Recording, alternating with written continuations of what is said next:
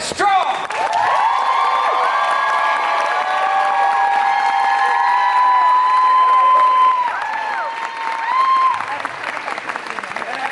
So many of these conventions together, I finally got a chance to work with my boy. Please help me welcome. He is Will Friedle.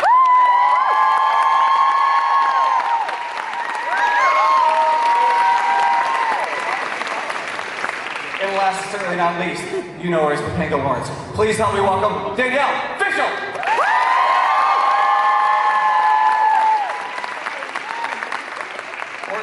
If you were here yesterday, Danielle Housen.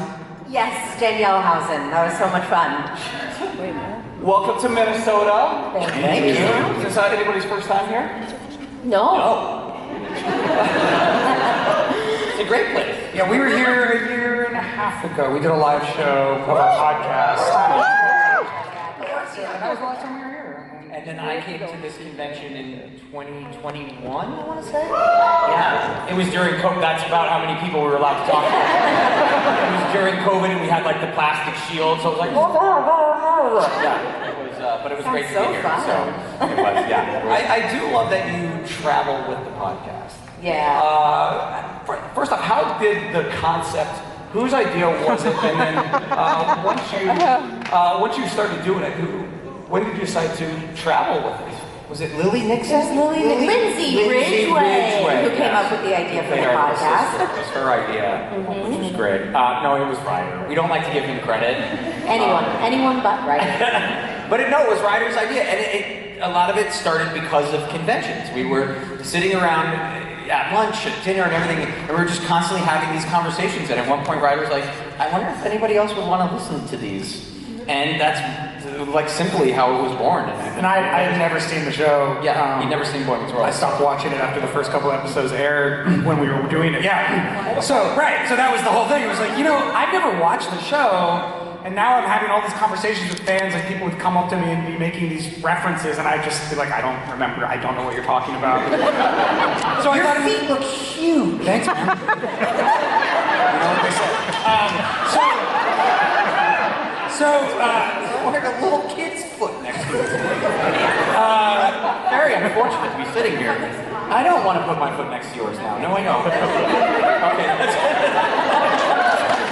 Thank you. Jeez. Anyway, sorry. Yeah, so that was the big thing too. It's like, I could, just by watching the show, I'm gonna have new opinions and thoughts, and they might be interesting. And of course, what I realized is Boy Meets World was a pretty good show. That's been the part of the big journey for me of doing the podcast. It's just really appreciating what I feel like a lot of people have appreciated for a while. So it's been super, super healthy for me. Yeah, a lot of people dressed as Will as the couch. Yeah, it's a great costume. Yeah, Ryder mentioned, you think you know somebody, and then one episode of the podcast out of nowhere was like, and then the pony I had as a kid. Danielle and I were like, wait, Sorry, what? I need you to go back. We missed the pony chat. You had a pony, and then so people started coming to the live show dressed like Ryder's pony. Yeah, so it was then started, people were coming, doing inside jokes from the podcast, not even from Boy Meets World, but from the podcast, so it was really cool. Last year, during the Major League Baseball season, Daniel, you got to throw out the first pitch, and they made a Topps card of that moment. Well, as of 10 days ago, literally 10 days ago, a new product was released, Topps, a side project called Allen and Ginter, but you have all three of you, yes. Did you open a pack and did you have? Yes, so I opened the pack. And got Will's card first. Okay, great. And then I was like, I have to have this for this, to talk about this. So I then started scouring local baseball card shops in my area to track down the other two. Yeah, I always tell people, I got winded walking from there to here, but I just got a baseball card. But you got a baseball card. So how did this come about?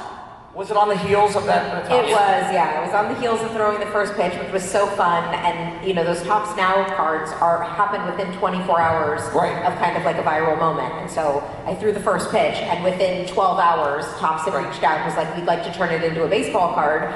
And I sent it to my husband. I was like, "What is this?" And he was like, "You have to do it. And I went, baseball card? I was like, okay. Yeah, I emailed your agent. It was like, hey! It was very exciting. So yeah, we got to do that, and then we were all in New York actually for our live show. So we went to Tops, and I signed the baseball cards. And when they met Ryder and Will, they were like, "Could we do cards of all three of you for the Alan and Ginter series?" And Ryder and Will also have relic cards. So now I'm going to send you on a new search. So the relic cards are where they actually take a piece of their clothing or scripts or something like that, and that a real piece of something they own goes on the card. And so Someone brought one to my table. Don't mind me. Really? You have the relic Yeah, card? I was like, oh, I what's have to go on the internet real quick. Hold on. Yeah. What's your relic card? It was a T-shirt. I could feel it. I was like, oh yeah, that's because I gave a T-shirt, but I think I also, it wasn't just because they ask you for items, right? Yeah, and I was like, should it be Boy Meets World related? Yeah. You know, should it be something I wore on the show? Because I don't have anything like that. And they're like, no, Just something you want. What did you give? I think I gave a T-shirt and a script. Okay. I think I gave part of an A original. Boy Did Meets you superhero underwear? No, keep it on my Give that away. No, It's too important, that's guys. mine. Need it. So that's amazing. So now you have these forever branded as a baseball card. That's So, right. I signed my first one today ever. Oh, awesome! Yeah, it was really. I mean, we signed a bunch at Tops, but somebody brought one up that they had gotten in the wild, back, and it was Really really cool. Yeah, it's awesome. Forever memento. Before we get to our audience questions, I'm going to ask you my favorite question of all time, and that is, while doing conventions, and even you had a lot of great guest stars on the show. Yeah. But has there been that moment where you kind of fanboyed out a little bit? Maybe either you couldn't speak, or maybe you spoke a little bit too much. Go ahead, Will. Oh, I have them all the time. 'Cause I'm a nerd, so I'm a total nerd, and I love this stuff. So, I mean, so many times in my life that have happened. But the one that pops in my head immediately is when we were doing a movie called Batman Beyond: Return of the Joker. And I was sitting in between Kevin Conroy and Mark Hamill for like 10 days.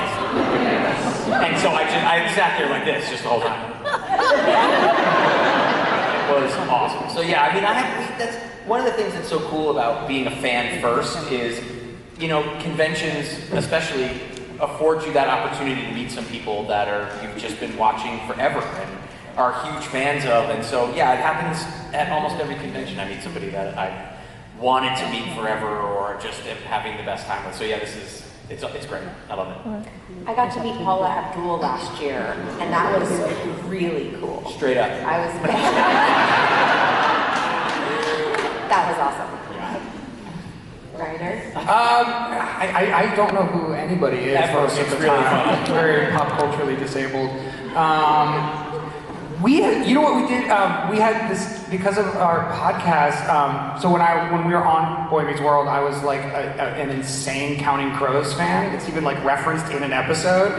And I used to go to their concerts all the time. And I ended up meeting Adam Duritz back in the day, but I hadn't seen him for years. And then we had him on the podcast and we interviewed him. It was great. And then we were doing our live show in New York, and he came backstage and made a guest appearance like on our stage. But we were hanging out backstage, and you know, like. Obviously, I'm not like I've gotten to know him and we're talking, but we had this moment where he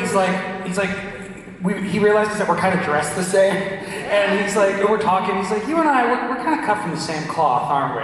And I was like, oh man, that's such a good feeling. I'm like, 17-year-old Ryder would be crying right now. Like Adam Duritz is gonna come on to my show and like be on stage for me, and he's telling me that I remind him of him. I was like, that's the coolest moment ever. Yeah, I've got a good one for you too. Yeah. Where one of the live shows we did for iHeart, Lisa Loeb, Oh, yeah, of course. and she dedicated Stay to Ryder. Yeah. So that was pretty awesome. And then just last week, Montel Jordan dedicated This Is How We Do It to Danielle from stage. Yeah, really cool. It was awesome. Yeah. Yeah. Everybody's having a dedicated. What is bringing you joy right now in your life and whatever?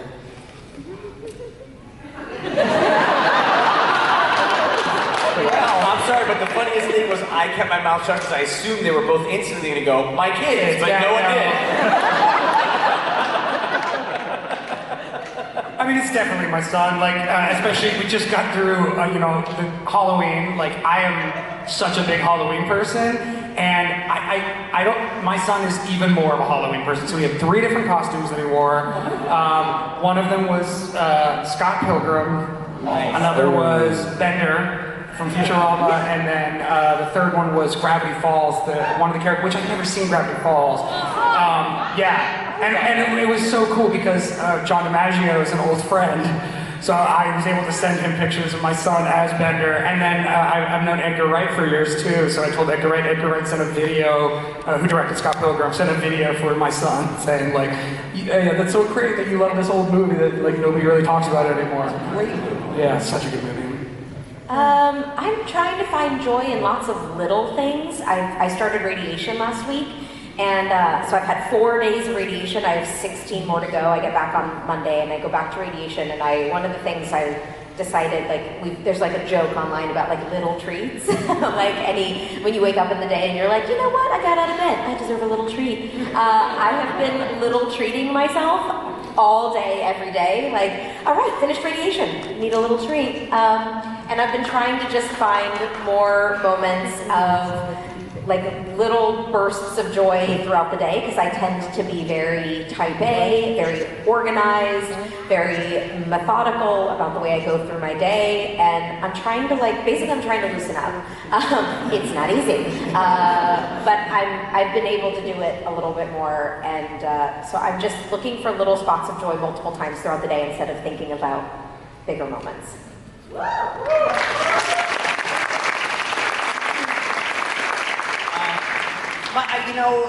I like walking my dog. Get to listen to my podcast and take some time to just walk. My wife and I get to hang out all the time. So yeah, I try to find joy everywhere I can. And MASH.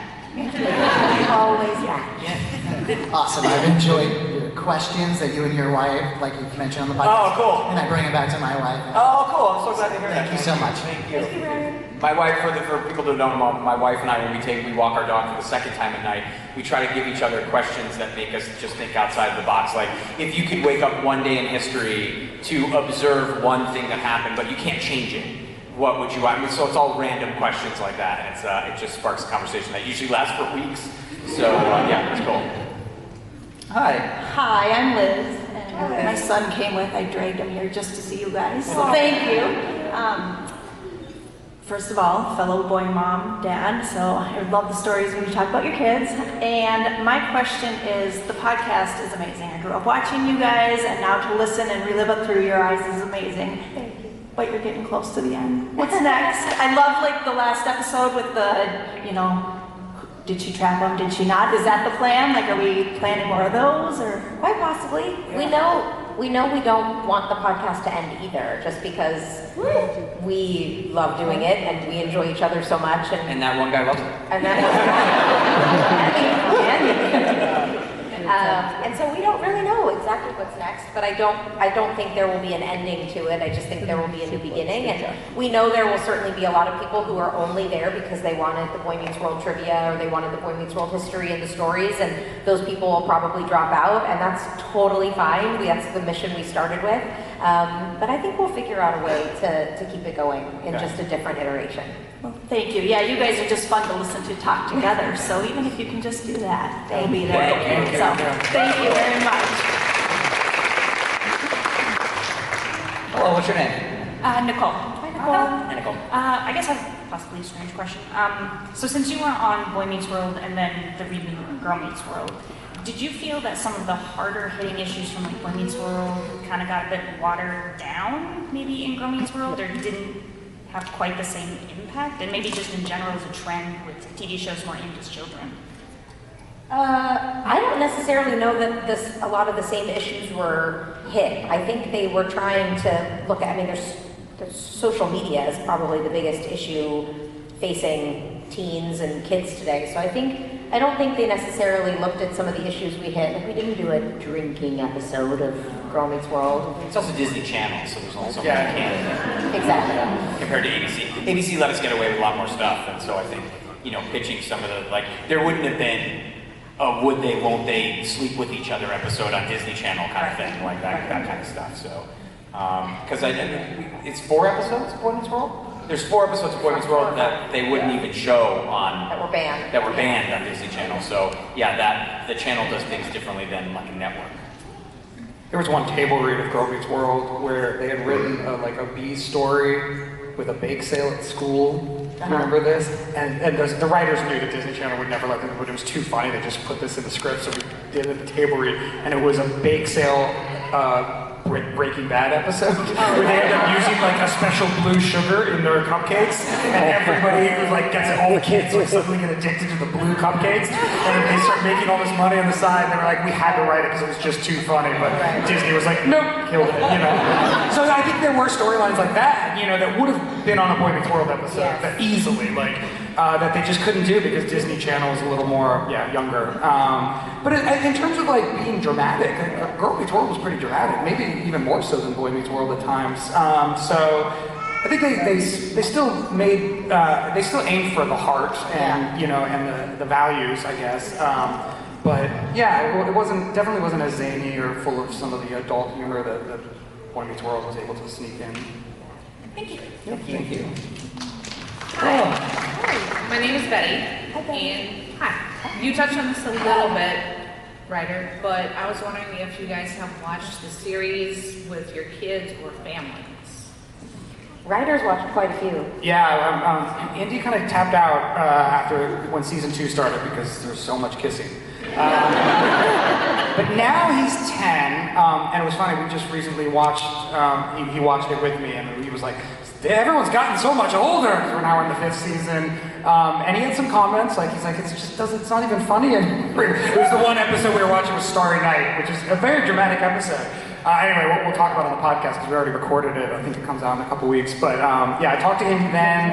But I also, at this point, he's got such good taste and he's kind of doing his own thing. I don't want to now it's time to watch Daddy's TV show again. It just seems weird.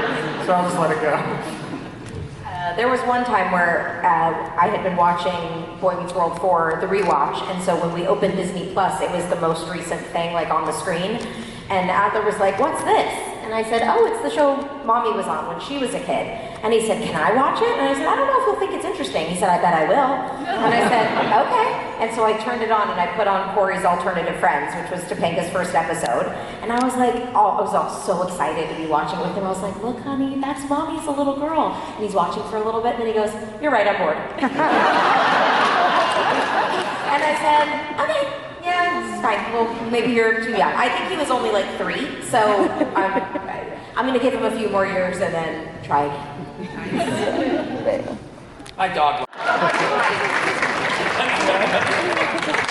Hello. Hi, I'm Randy. What was your favorite life lesson learned from Mr. Feeney? Stay out of my dressing room. Really important. It's true. I mean, the final lines of the dream try, do good. It's still just such a great. Don't you mean do well? No, do good.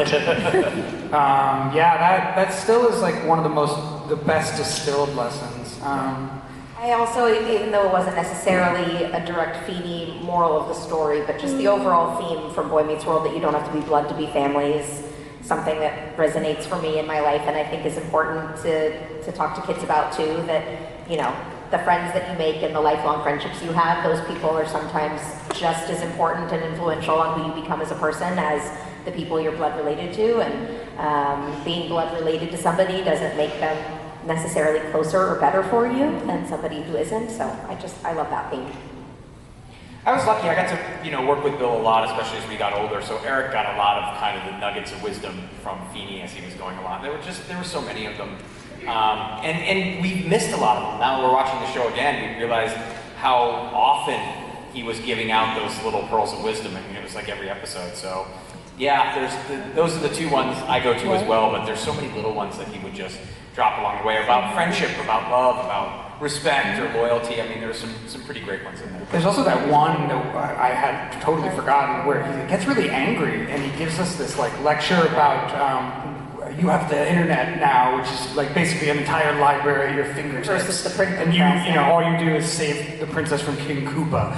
You know, it was like it's kind of a divisive moment because it's one of the few times that Feeny really shames us, but it's a pretty great speech, and I think it was really relevant. You know, it is true. Like, what are we doing now that we have all this access to every book ever written? You know, and it's like, well, most of us are just kind of playing games and hanging out.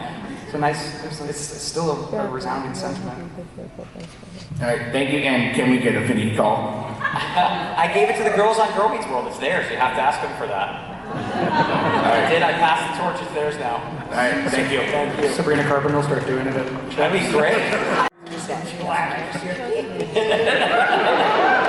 As a gift from Will Friedle. I will do the Feeny call. Hello. Hi, I'm Justine. I had the honor of meeting you on Friday, but I forgot my question and now I remember it. Ryder, I was wondering what your opinion is on the ending of Sean and Angela. If you totally agree with that direction, or if you would have changed anything about the end of their relationship story. Gosh, I'm not gonna take a side. No, I don't know. I've changed my mind. At the time that we were shooting Girl Meets World, I was like, it seems ridiculous that two couples from high school would end up together. You know, that just seemed. But it's been since pointed out to me, it's also just pretty ridiculous that Sean ends up with Corey's best friend's mom. You know, it's like, right, it's all convenient, right? It's all storytelling, it's all made up. And going back and watching Boy Meets World for the first time now, it's like, gosh, Angela and Sean were really a cool couple. And arguably healthier than Corey and Trent. Very healthy. And like the way they communicate and the way they, it's just like, I'm like, oh, this was actually a really, in some ways, a better relationship, and maybe should have been enshrined with a happy ending. So I don't know, so I've gone back and forth. So, I mean, watching Boy Meets World now, I'm really rooting for Sean and Angela. Probably see what happens. Thank you. Yeah. See what happens. Hello. Hello, my name is Lydia. My question is about creative control as actors, and maybe which aspects of your character you felt that you had the most creative control over.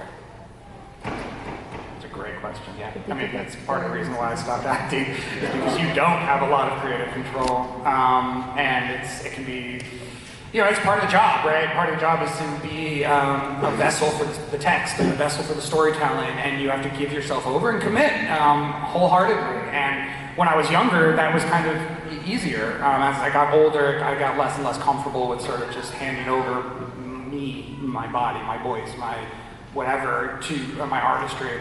So that's why I prefer writing and directing these days. But back on Boy Meets World, it turns out they took a lot from my life. You know, like when we were watching it, I'm like, oh right, that was totally from my own personal experience. I mean, the most extreme was the poetry, because I was writing poetry and really into it, and suddenly Sean was too, which didn't really fit with a character who was like, you know, a C student at best and didn't ever express an interest in literature before.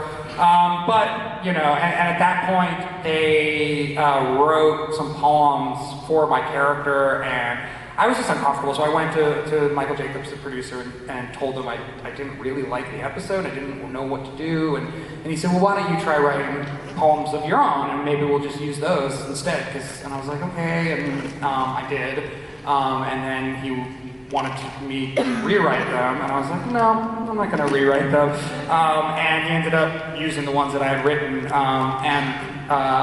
so, you know, in that case, I got to write into my character, which was great. But for the most part, we didn't have that much control or input.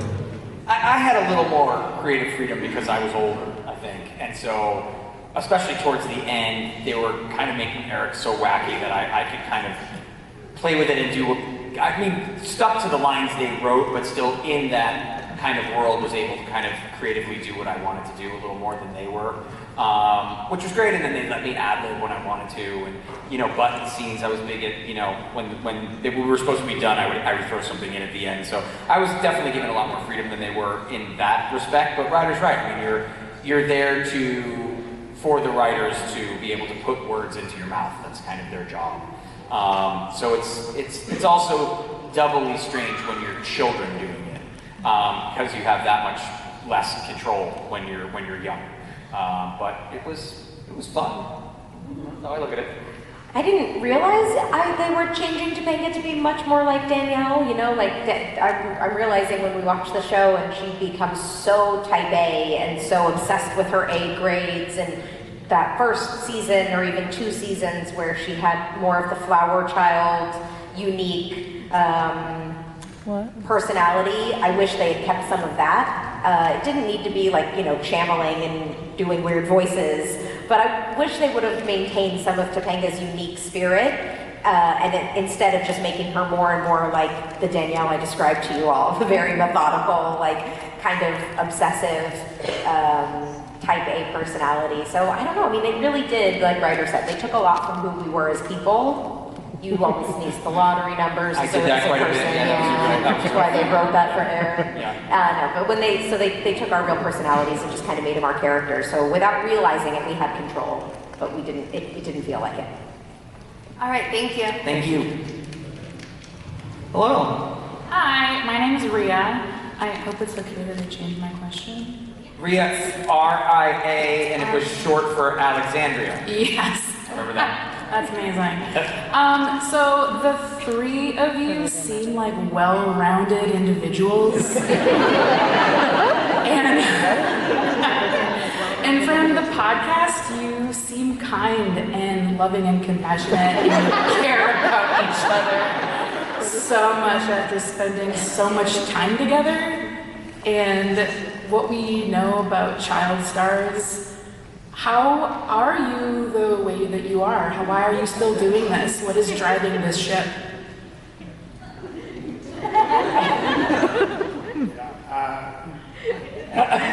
It's an interesting question, right? Because like on one hand, I feel the desire to push back and say like, not all child stars are messed up, right? Because there's like a defensive-ness to it. But then a lot of child stars are messed up, and I have to, but it's something that I think we all felt pressure to defy growing up.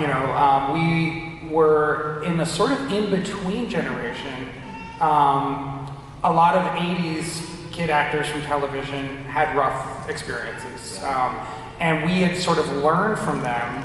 And so there was a lot of conversation, conscious conversation among us with adults on the set about making sure that we get our education, that we have other ideas besides just being an actor. There's a lot of like, you should leave a normal life as possible and invest in these other things so you don't end up robbing a liquor store or whatever.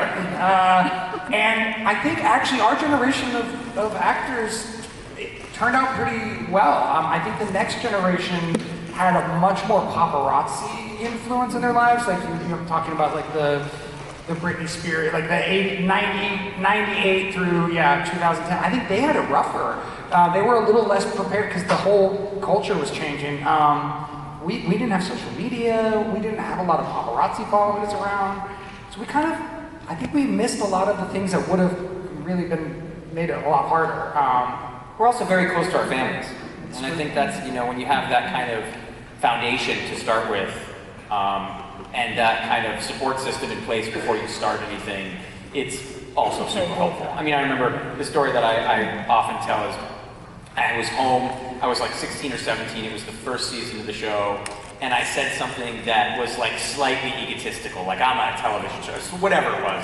And before I knew it, both my brothers had my head in the toilet. And it was like, that's not gonna fly here. Don't think you're special just because you have a different job than some people, because at the end of the day, that's what it is. You have a different job than other people, that's it. So yeah, it was that kind of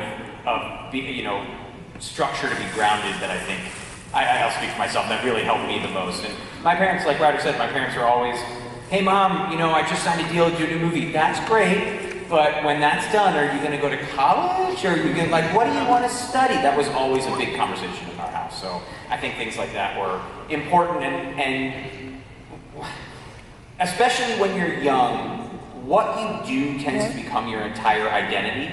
So if you can have the moment of being an actor is what I do, not who I am, it makes a very big difference in your life. Yeah, I was gonna say, tying into what you just said, self-worth. So many young kids who get into entertainment have fans who love them and hear about all the things people love. Oh, I love your show, I love your character, and that feels really good.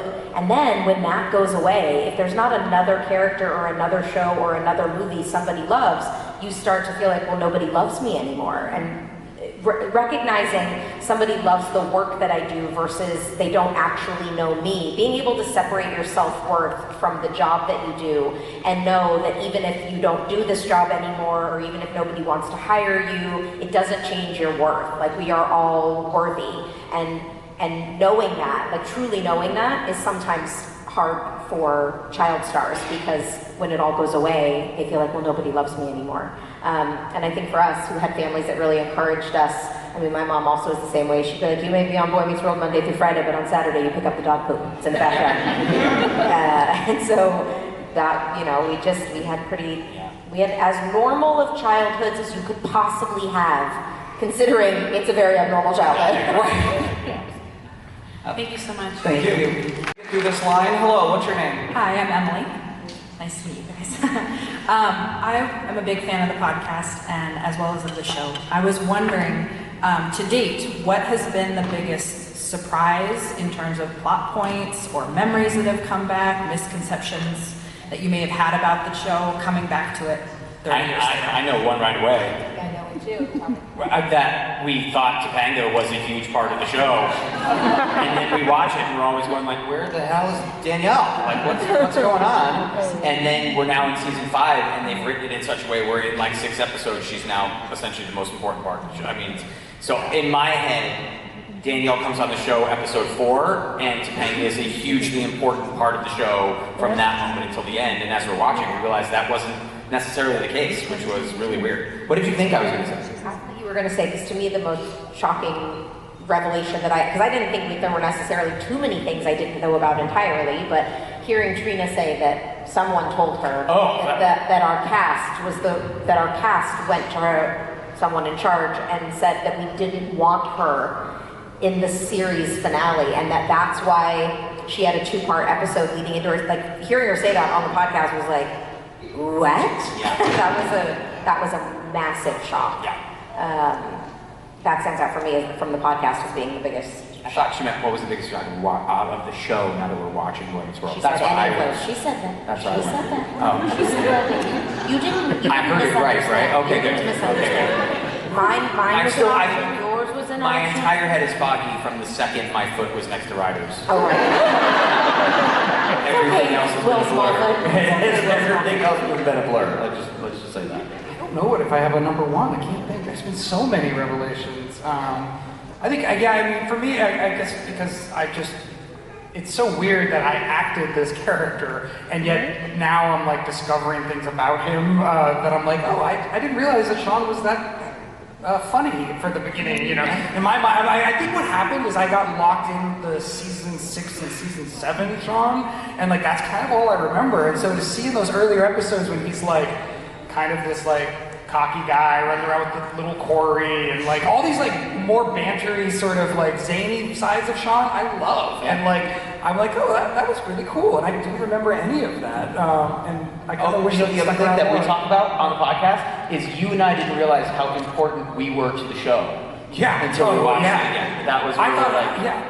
The fact that like season 4 is alternating Eric episode, Sean episode, and like we're carrying the A storyline, one of us. I was like, wow, I was on a TV show. Like, Yeah. I always felt like I was lucky to be there and that I had a small part. Yeah. And I'm watching it now and I'm like, no, like Will and it's so. And I think up until last year, we literally, if you had asked us, we'd be like, oh, we were a 3rd or 4th tier character on a TV show when we were kids. And now I'm like, I think we were stars of a show. Yeah. Well, you can tell how we think about it, because I would never say when somebody like, oh, you were on Boy Meets World, who'd you play? I'd never said I played Eric Matthews. I'd always say I played the older brother. And you would always be like, I played the best friend. Because it was always about Corey and then how we related to Corey. And then when we watched it again, it was like, oh, we were actually on this show. It was amazing. A lot of Yeah. Thank you guys, and thank you so much for being here. Yeah, Special thank thanks to Danielle for being here, given everything you're going through. Thank you. Hi, my name is Alali. I grew up watching y'all. My sister introduced me to you guys, actually. But my question for all of you guys is, what was your reaction to them making a reboot of Boy Meets World? You mean Girl Meets World? Well, yeah. No, make a reboot of Boy Meets World. What do you mean? Which is Girl Meets World. Oh, I thought you were correcting her. No, I didn't know what she meant. Like, yes, the show Girl Meets World. Finding out about it.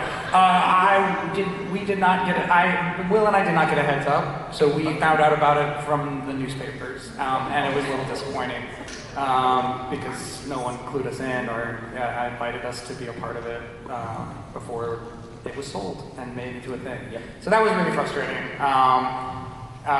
Eventually, we worked it out where we did, come and guest star on the show. And for me, I made it about directing, so I said I'd come do the show because at that point I didn't want to act anymore.